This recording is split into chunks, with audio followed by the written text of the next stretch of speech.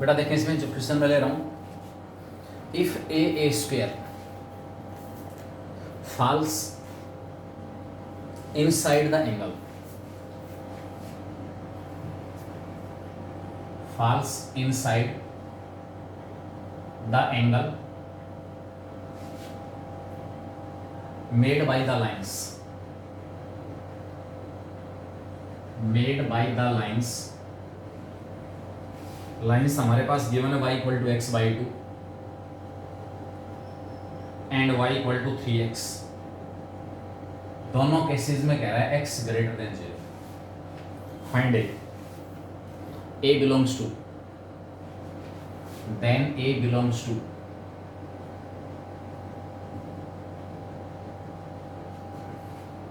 पहले तो क्वेश्चन को समझे, हमसे क्या पूछ रहा है। ये जो पॉइंट है ना जिसके कोऑर्डिनेट a और a स्क्वायर है, this point falls inside the angle, ये उस एंगल में है, एंगल के बीच में। कौन सा एंगल? जो इन दोनों लाइनों के बीच का है, और साथ में कंडीशन x ग्रेटर देन 0। ध्यान से देखने से हमें पता लग रहा है कि दोनों लाइन ओरिजिन से पास हो रही है, दोनों लाइन ओरिजिन से पास हो रही हैं। इस लाइन का स्लोप है 1/2, मन मर्जी से नहीं खींचेंगे लाइन। इस लाइन का स्लोप है 3, मतलब इस लाइन का इंक्लिनेशन ज़्यादा है और इस लाइन का इंक्लिनेशन कम है। यहाँ tan थीटा की वैल्यू 1/2, यहाँ tan थीटा की वैल्यू 3। तो जहाँ tan थीटा की वैल्यू बढ़ रही है वो लाइन ज़्यादा इंक्लाइंड है।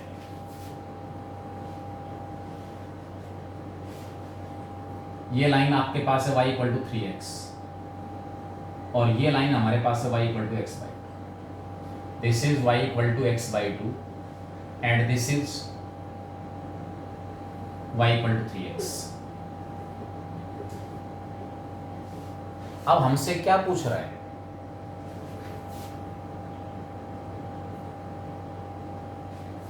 कि ये वाला जो पॉइंट है ना वो इस रीजन में हो, कहीं भी हो, बाइसेक्टर की बात नहीं हो रही यहाँ पर। ये पॉइंट यहाँ भी हो सकता है, यहाँ भी हो सकता है, यहाँ भी हो सकता है, यहाँ भी, कहीं भी हो सकता है। ऐसा ए फाइंड आउट करना है। बहुत बढ़िया कॉन्सेप्ट है, बहुत बढ़िया कॉन्सेप्ट है। कैसे निकालूं? केवल और केवल ये, इधर भी नहीं। इधर क्यों नहीं? ये वाला रेस्ट्रिक्शन x ग्रेटर देन 0, दोनों लाइनों के बीच का वो पोर्शन, दोनों लाइनों के बीच में, और x पॉजिटिव, यानी कि फर्स्ट क्वाड्रेंट की बात कर रहा है। फोर्थ में तो दोनों के बीच में आएगा ही। कैसे? मैंने आपको 2-3 दिन पहले एक पॉइंट बताया था, ध्यान दो, कि इस लाइन के ऊपर वो सारे पॉइंट हैं, इस लाइन के ऊपर जहां y कोऑर्डिनेट x कोऑर्डिनेट का 3 टाइम्स है। इस लाइन के एक तरफ y माइनस 3x 0 से बड़ा और दूसरी तरफ y माइनस 3x 0 से छोटा। बस ये मेन कॉन्सेप्ट है, ये मुझे अप्लाई करना है। अब मैं पहले तो ये चेक करूं कि इस लाइन के इधर y माइनस 3x 0 से बड़ा है, 0 से छोटा है। क्या बताया था? अगर आपको ध्यान हो कि भाई इस लाइन के इधर वाले सारे पॉइंट ले लेना और कोई भी एक पॉइंट जिसके कोऑर्डिनेट सुविधाजनक तरीके से बहुत आसानी से निकल जाएंगे। इस लाइन के इधर का मतलब है, भले ही आप इसके अंदर x एक्सिस के ऊपर ले लो, इस रीजन से बाहर ले लो, मुझे तो केवल इतना डिसाइड करना है कि इस लाइन के नीचे की तरफ, इस लाइन के इधर जो पॉइंट्स हैं उनके x और y कोऑर्डिनेट में ये रिलेशन है या फिर ये रिलेशन है। कोई भी लाइन हमेशा एक्स वाई प्लेन को 2 पार्ट्स में डिवाइड करेगी। इस पूरी लाइन के ऊपर वो पॉइंट्स हैं, x कोऑर्डिनेट का a टाइम्स, y कोऑर्डिनेट का b times, plus c equal to 0 है। लाइन के ऊपर तो जो पॉइंट्स हैं उनके लिए इसकी वैल्यू 0। एक तरफ ax plus by plus c की वैल्यू 0 से बड़ी और दूसरी तरफ ax plus by plus c की वैल्यू 0 से छोटी। ये 2 ऑप्शन है मेरे पास। मुझे नहीं पता है, मैंने लिखा है इसके अंदर कि भी एक तरफ अगर ये सारा 0 से बड़ा है तो दूसरी तरफ 0 से छोटा है। अंदाजे से नहीं लिखोगे, एग्जैक्टली डिसाइड करोगे। इस लाइन के इधर सारे पॉइंट आ गए, ये बढ़ेगा आगे।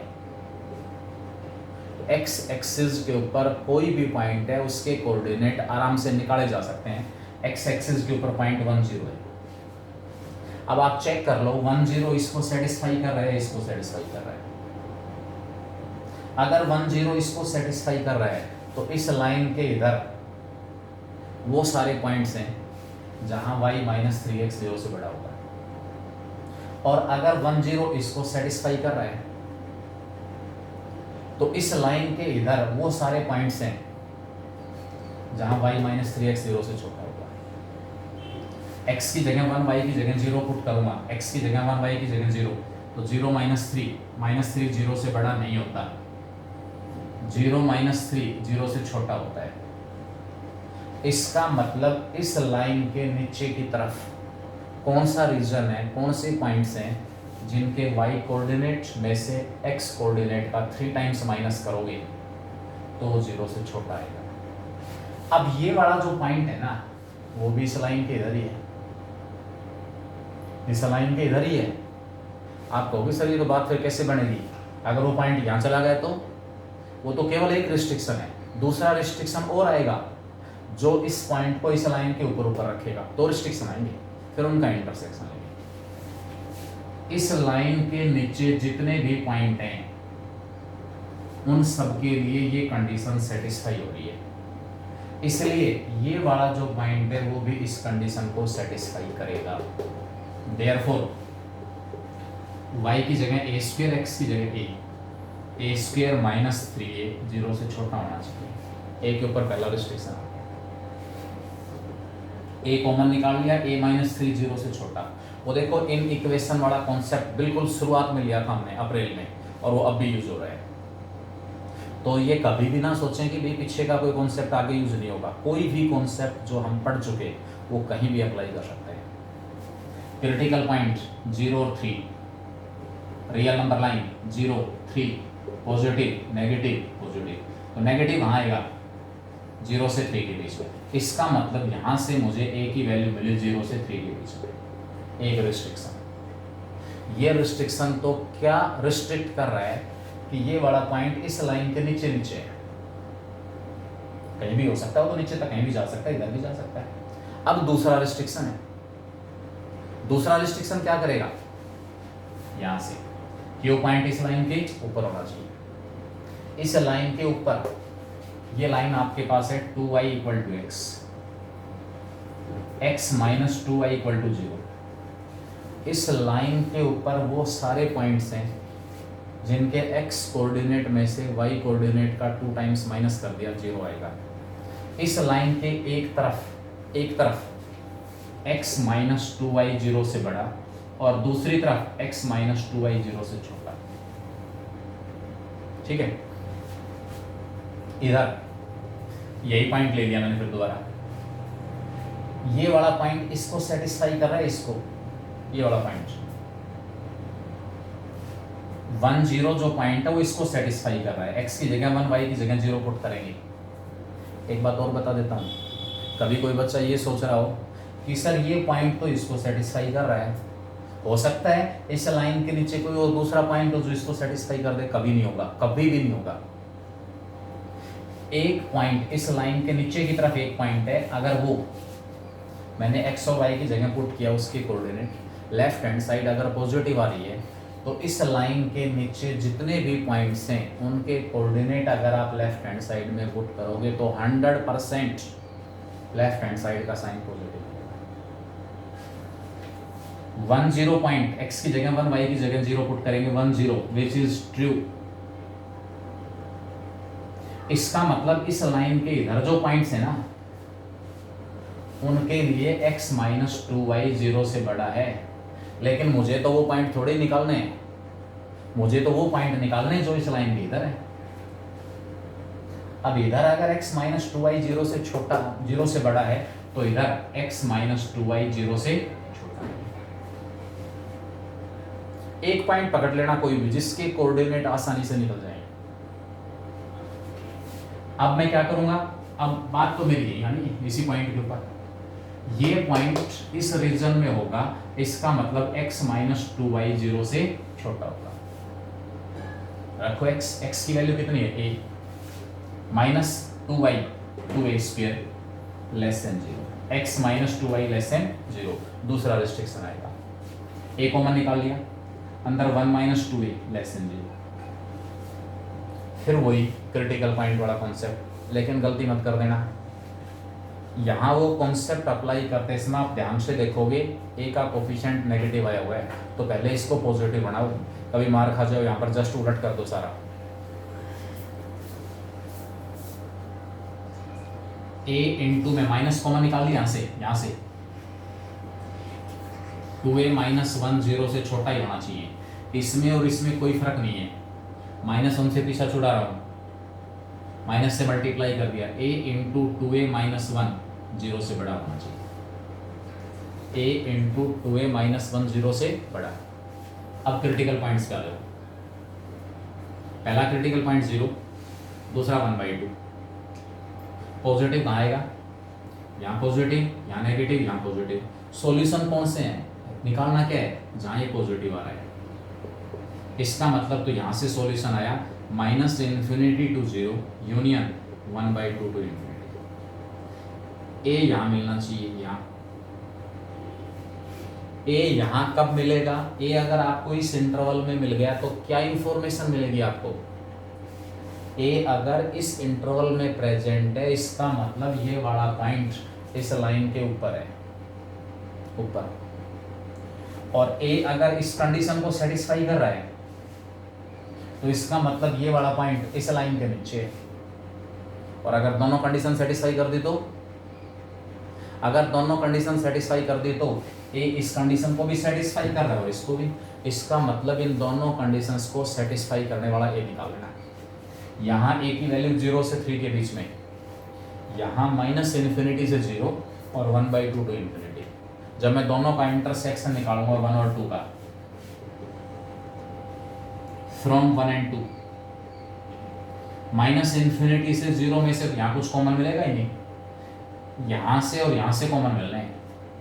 यहाँ कौन से नंबर हैं जो 1/2 से इन्फिनिटी के बीच में है, यहाँ कौन से नंबर हैं जो 0 से 3 के बीच में है, तो 1/2 to 3 दोनों में कॉमन आ गया। यानी कि जो रिक्वायर्ड ए आपके पास है, रिक्वायर्ड जो ए हमारे पास है उसकी वैल्यू 1/2 से 3 के बीच में, required a belongs to 1/2 to 3। देखो मैंने इस पॉइंट को कड़ी के रूप में यूज किया है, हेल्प के रूप में, कोई जरूरी नहीं 1 0, आप यहाँ 0 1 ले सकते थे, 2 0 ले सकते थे, जिस पॉइंट के कोऑर्डिनेट आराम से मिल जाएं। फिर कहोगे सर क्यों यूज किया, यूज इसलिए किया कि मुझे ये डिसाइड करना था कि इस लाइन के इधर y 3x से बड़ा है इधर, या y 3x से छोटा है, y माइनस 3x 0 से बड़ा या y माइनस 3x 0 से छोटा, उसके लिए मैंने इस पॉइंट की हेल्प ली, बस इसका रोल खत्म है। फिर मुझे ये पता लग गया कि इधर इस लाइन के इधर y माइनस 3x जो है वो 0 से छोटा होगा, ठीक है। इसी प्रकार मैंने इस पॉइंट की हेल्प ली है डिसाइड करने के लिए कि इधर x जो है वो 2y से बड़ा है, x माइनस 2y 0 से बड़ा या x माइनस 2y 0 से छोटा। ये क्वेश्चन आपके पास इसमें आ रहा है, समझ में आ गया, बेसिक्स आइडिया आपको समझ में आ गया इसमें कैसे क्या करना है। इसी क्वेश्चन को फिर दोबारा निकाल के देखना, अगर सही लास्ट स्टेप तक पहुंच जाते हो इसका मतलब कॉन्सेप्ट समझ में आ गया। फिर जो बाकी और क्वेश्चंस दिए हुए हैं उसमें इस टाइप के क्वेश्चंस उनको निकाल के देखना, होगी प्रैक्टिस, बस याद रह जाए। एक और क्वेश्चन देखो, कॉन्सेप्चुअल है, आपके पास ट्रायंगल दी हुई है कोई, पी क्यू और आर 3 पॉइंट दिए हुए हैं,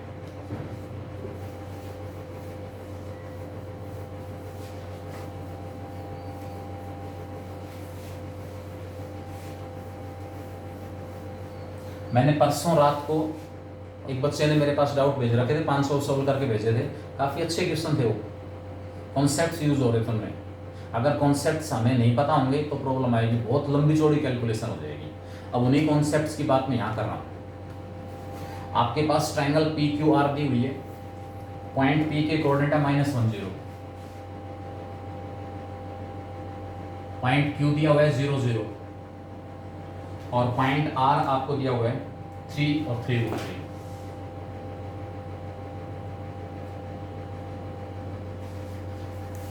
3 और 3√3। आपको ये कह रहा है equation of the bisector of angle P Q are,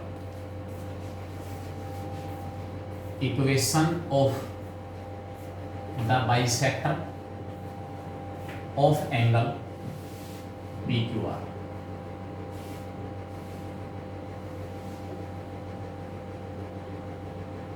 जब तीनों वर्टिसेस दिए हुए हैं, एक वर्टेक्स हमारे पास है -1 0, दूसरा वर्टेक्स है 0 0 और तीसरा वर्टेक्स दिया हुआ है 3 और 3√3, 3 और 3√3। सपोज ये पॉइंट है, इट मींस ट्रायंगल आपके पास ये होगी, दिस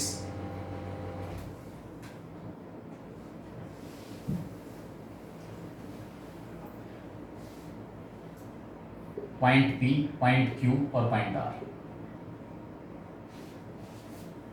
इस एंगल PQR का बाइसेक्टर निकालना है। PQR ये वाला जो एंगल है इसका बाइसेक्टर।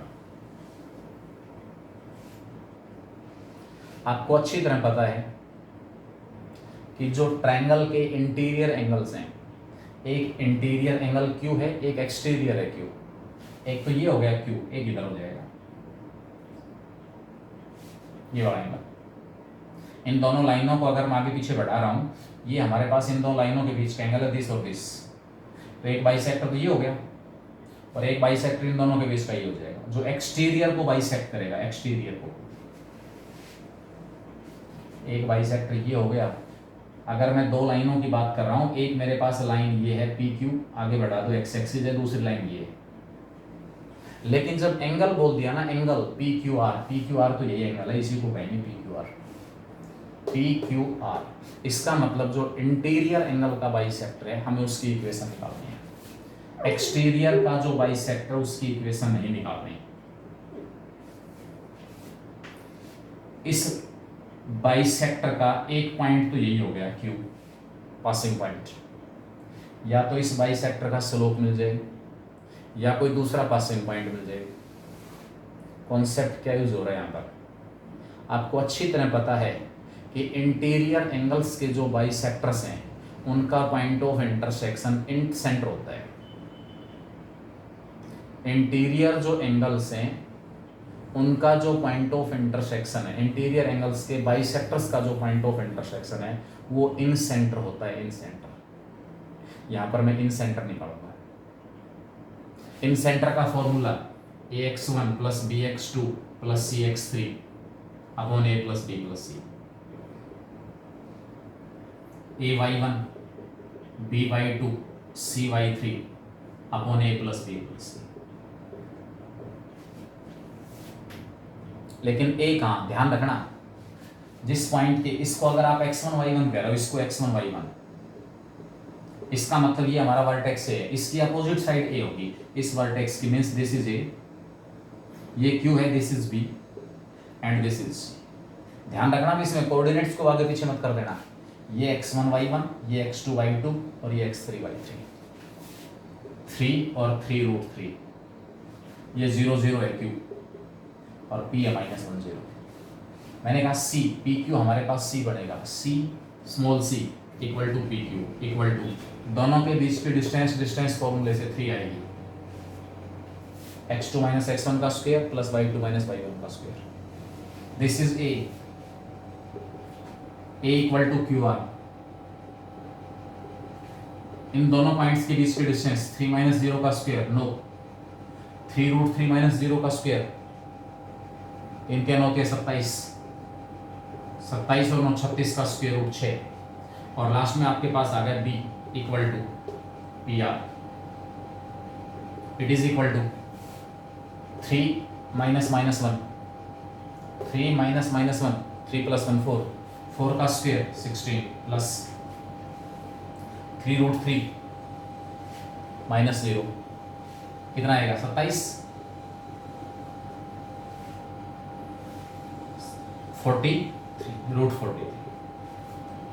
ए आ गया, बी आ गया, सी आ गया, ठीक है। ए बी और सी हमने तीनों निकाल लिए। एक और पॉसिबिलिटी थी, एक और पॉसिबिलिटी थी, यहां निकलेगा इन सेंटर। आप इन सेंटर की बजाय ये पॉइंट निकाल सकते थे। मतलब कॉन्सेप्ट्स हैं, याद होंगे तो आप कहोगे सर इनकी जरूरत कहाँ है? बेटा इन सेंटर, मेरा मकसद है जो लाइन मुझे निकालनी है उसका दूसरा पासिंग पॉइंट मिल जाएगा। ये पॉइंट भी इसका दूसरा पासिंग पॉइंट है और जो इन सेंटर वो भी दूसरा पासिंग पॉइंट है। एक और कॉन्सेप्ट लगा दूंगा मैं, ये तो आपके पास ही आ गया। इन सेंटर के कोऑर्डिनेट निकाल दो, ax1 + bx2 + cx3। ए आपके पास है 6, बी हमारे पास है √43 और सी हमारे पास है 3। छोड़ रहा हूँ इससे आगे आपके लिए। मैं दूसरा कॉन्सेप्ट बता रहा हूँ इसमें। इस PQR ट्रायंगल में इस एंगल Q का बाइसेक्टर अपोजिट साइड को किस रेशियो में डिवाइड करेगा? जो रेशियो इस एंगल को बढ़ने वाली साइड्स का है। इस एंगल को बढ़ने वाली साइड्स का रेशियो, इसका और इसका रेशियो कितना आया? ये 3 है, ये 6 है। इसका मतलब ये वाला जो पॉइंट, अगर इसको मैं R कह रहा हूँ, S कह रहा हूँ, S जो पॉइंट है वो इस PR को 3:6 में डिवाइड करता है। अब यूज करो सेक्शन फॉर्मूला। सेक्शन फॉर्मूले की हेल्प से पॉइंट S के कोऑर्डिनेट आ जाएंगे।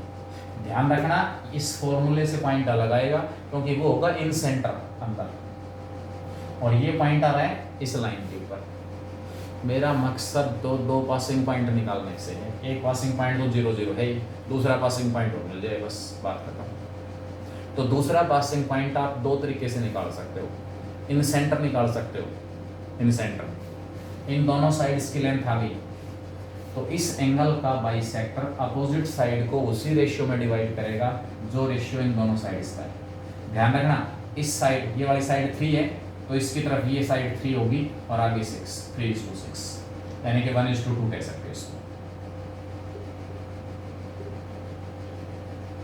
सेक्शन फॉर्मूले की हेल्प से इस पॉइंट S के कोऑर्डिनेट 1 को मल्टीप्लाई करो इससे दूर जो पॉइंट है उसके x कोऑर्डिनेट से, और 2 को मल्टीप्लाई करो -1 से। 1 को 3 से मल्टीप्लाई किया 3, 2 को -1 से मल्टीप्लाई किया -2, अपॉन में 1 + 2 3। 1 को मल्टीप्लाई करो 3√3 से, 2 को मल्टीप्लाई करो 0 से, अपॉन में 3। एक पासिंग पॉइंट 0 0 रिक्वायर्ड लाइन का, दूसरा पासिंग पॉइंट 1/3 और √3। इक्वेशन निकालना। आप जो बच्चे क्रिएटिविटी, मेमोरी शार्प करना चाह रहे हैं, अपने अंदर कॉन्फिडेंस लेके आना चाह रहे हैं, मैंने 2 मेथड बता दिए, दोनों से निकालो, इक्वेशन सेम आएगी। इक्वेशन में कोई डिफरेंस नहीं आना। 2 पासिंग पॉइंट, एक तो 0 0 और दूसरा 1/3 और √3। अब इस लाइन की इक्वेशन निकाल देना, y - y1 = y2 - y1 upon x2 - x1 into x - x1। इस फॉर्मूले से हम क्या करेंगे, दोनों लाइनों के बीच का, सॉरी, इन 2 पॉइंट से पास होने वाली जो लाइन है उसकी इक्वेशन, एक बार दूसरा पॉइंट ये, एक बार दूसरा पॉइंट ये, जहाँ A B और C में निकाल चुका हूँ, वैल्यू पुट करें, सोल्व करें, इक्वेशन सेम आएगी, सेम श्योरिटी है। मैं आपके पास ही मैंने 4-5 क्वेश्चन डिस्कस किए हैं, ये पूरा एक असाइनमेंट है बेटा। इसमें जो असाइनमेंट में भेज रहा हूँ ना, इसमें स्टेटमेंट टाइप के और more than 1 options are correct, comprehension type, ये सारे छोड़ दिया करो क्योंकि नहीं पूछे जाएंगे एग्जाम में। इस टाइप के क्वेश्चंस आप छोड़ दिया करो। फिलहाल जो एग्जाम आ रहा है उसके अकॉर्डिंग बढ़ रहे हैं, पेपर में जिस टाइप के क्वेश्चंस आते हैं उसके अकॉर्डिंग, ठीक है।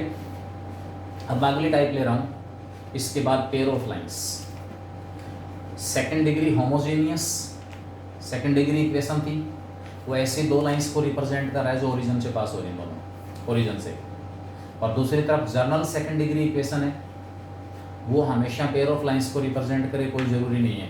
एक कंडीशन बताई थी, ध्यान दो, ABC + 2FGH - AF² - BG² - CH² = 0।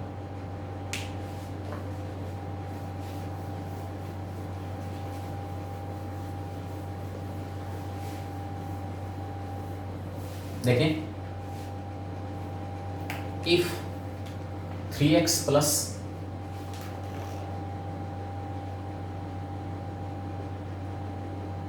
4y = 0 is one of the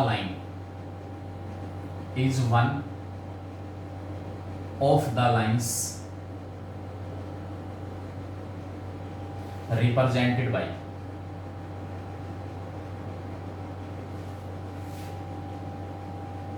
6x² minus XY plus 4CY² equal to 0।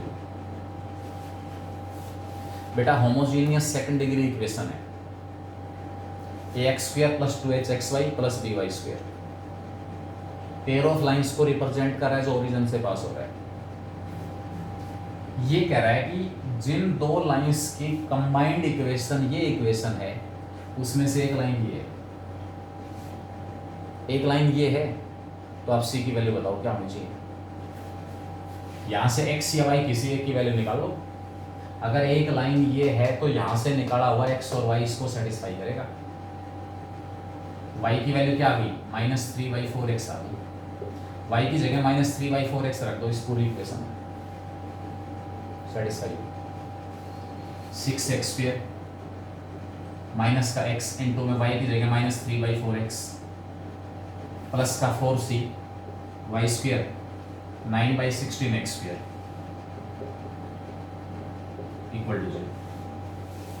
क्या आ गया, 6x² minus minus plus 3/4x² plus 4c 9/16 है तो 4 से नीचे 4 आ गया। ये आपके पास आ जाएगा 9c/4x² इक्वल टू 0। पूरी इक्वेशन को x² से डिवाइड कर दिया, x² कॉमन निकाल लो या डिवाइड कर दो, क्योंकि केवल x² के रूप में चेंज हो जाएगी। 6 प्लस 24 और 3 27/4 प्लस का 9c/4 equal to 0। 9c/4 minus हो जाएगा, 4 से 4 कैंसिल। c की जो वैल्यू हमारे पास है 27/9 -3 आ गई। c की जगह -3 रखो, यहाँ c की जगह -3 रखो और फिर कंबाइंड जो इक्वेशन उसको सेपरेट में चेंज करो, एक लाइन नहीं बढ़ेगी। बना के देखिए 6x², लेकिन कैलकुलेशन जरूर चेक कर लेना बेटा। 27 6 24 और 3 27/4 प्लस 9c/4, 4 से 4 कैंसिल हो गया, -9c 27c -3 आ गया। c को -3 रख रहा हूँ यहाँ पर, 6x² माइनस xy, c को -3 4 इंटू -3 -12 और y² equal to 0।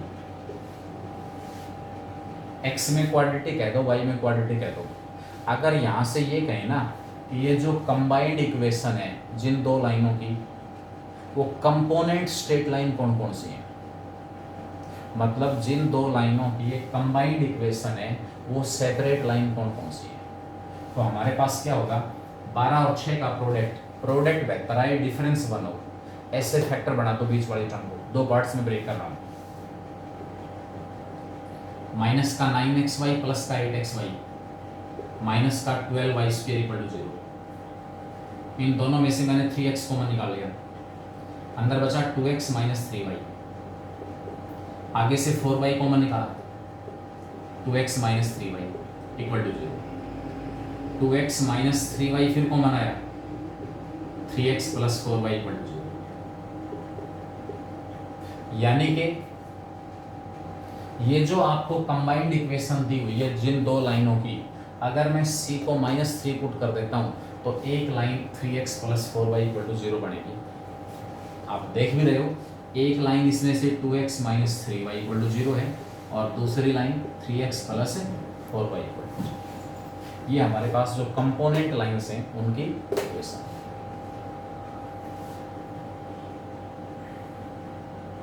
If the sum, next question, इससे रिलेटेड एक कॉन्सेप्ट था, ax² plus 2hxy plus by² equal to 0। ये ऐसी दो लाइनों को रिप्रेजेंट कर रहा है, ऐसी दो लाइनों की कंबाइंड इक्वेशन है जो दोनों ओरिजिन से पास हो रही है, और जो लाइन ओरिजिन से पास हो रही है उन लाइंस की equation y equal to mx होती है। जो लाइन ओरिजिन से पास हो रही है उसकी इक्वेशन क्या होती है, y इक्वल टू mx। ठीक है, यानी कि एक लाइन का स्लोप m1, पहली line y equal to m1x, दूसरी line y equal to m2x। तो जो दो लाइनों का स्लोप है m1 और m2, उस m1 और m2 में हमारे पास दो इक्वेशन होती है, उस m1 और m2 में हमारे पास दो इक्वेशन होती हैं। m1 plus m2 minus 2h upon b और m1 into m2 a by.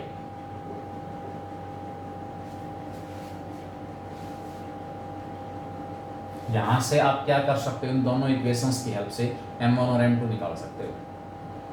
जैसे ही m1 और m2 आ गया तो कंबाइंड इक्वेशन से सेपरेट लाइंस की इक्वेशन निकालने का दूसरा method, y minus m1x into y minus m2x equal to 0।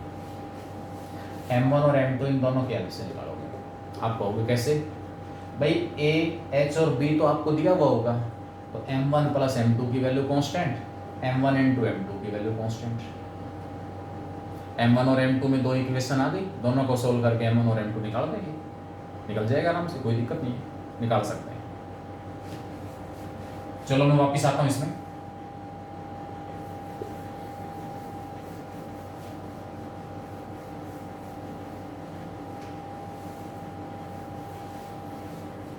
Question आपको दिया हुआ है, if the sum of the slopes of the line represented by, if sum of the slopes of lines represented by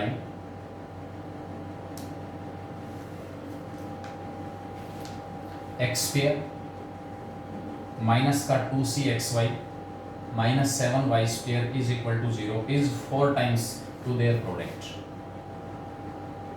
is 4 times to their product।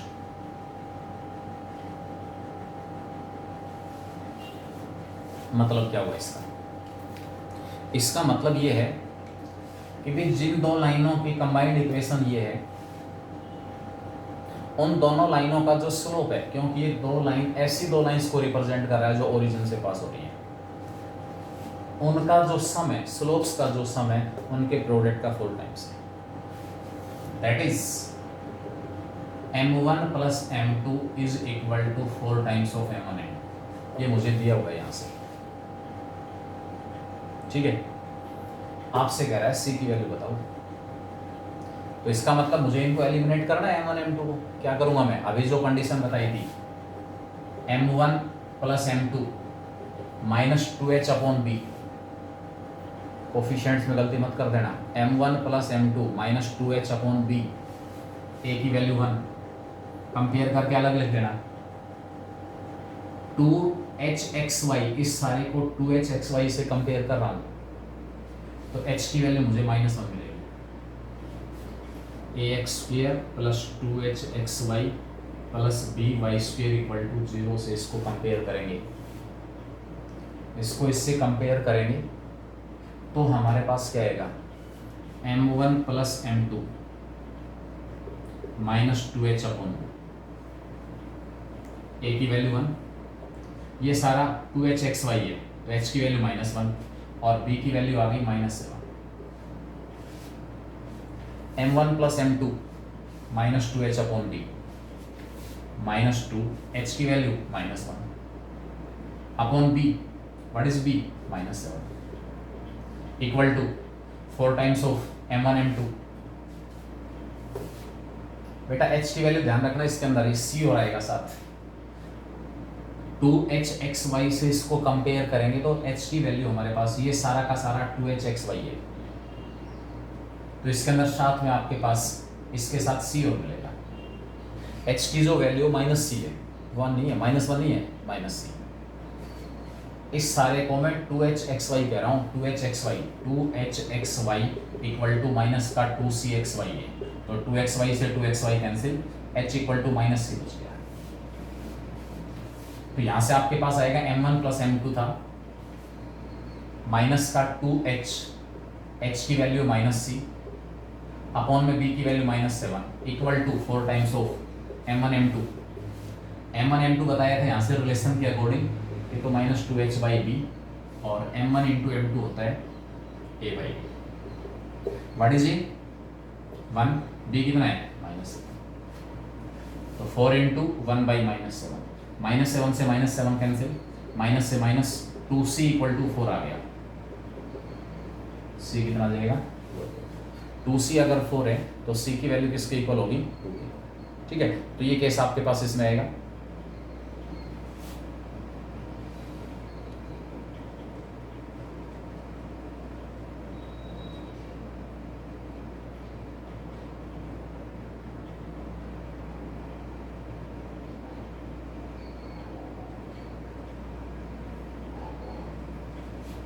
अगला question देखें, if the slopes, मतलब बिल्कुल same concept है, तीनों type आज आप questions निकाले ना बाइसेक्टर के, ठीक है भाई, लेकिन टाइम लगाएं। आपको कॉन्फिडेंस उस केस में आएगा जब क्वेश्चन आप निकालोगे। मेरे क्वेश्चन निकालने से कुछ नहीं, कॉन्सेप्ट समझ में आएगा, उसमें घुसने की कोशिश करो। सर ये बात नहीं आई समझ में, ठीक है, क्वेश्चन आपके पास है, हिंट आपको दे दिया, बेसिक्स मैंने बता दिया किस प्रकार निकालना है क्वेश्चन, फिर आप निकालो। जब तक नहीं निकालोगे तब तक आउटपुट किसी हालत में नहीं मिलेगी। If the slopes of the line represented by,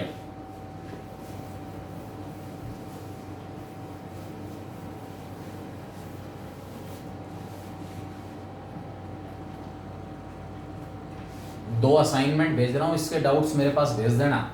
अगले 2-3 घंटे तक, कल +2 का एग्जाम है एलएन का, उनके डाउट्स में बिजी हुए, उसके बाद मैं कोशिश करूंगा जो आपके डाउट्स हैं उनका रिकॉर्डेड वीडियो मैं आपके पास जरूर भेजूंगा, अगर ये नेटवर्क वाली प्रॉब्लम नहीं आई तो। मैं अभी दोनों असाइनमेंट आपके पास भेजूंगा, उसके क्वेश्चन से निकालने डाउट्स उसके मेरे पास भेजोगे। मैं कोशिश करूंगा शाम को 4-5 बजे तक, 2-3 घंटे में बिजी हूँ अब, क्योंकि 11th-12th वाले जो बच्चे उनका एग्जाम है कल, उनके डाउट्स, आपका परसों एग्जाम है तो कल का दिन और आपके लिए, तो उसके डाउट मेरे पास भेजोगे तो मैं कोशिश करूंगा कि आज शाम तक वो रिकॉर्डेड वीडियो के रूप में आपके पास भेजूँ। फिर एक आपके पास सेकंड डिग्री इक्वेशन से रिलेटेड कुछ क्वेश्चन और बच जाएंगे, हो जाएगा कॉन्सेप्ट। ये कह रहा है ax² + 2hxy + by² = 0। ये सेकंड डिग्री इक्वेशन जिन दो लाइंस को रिप्रेजेंट कर रही है उनके स्लोप्स का जो रेशियो है m1:m2, वो 1:3 दिया हुआ है। m1/m2 की वैल्यू 1/3 है।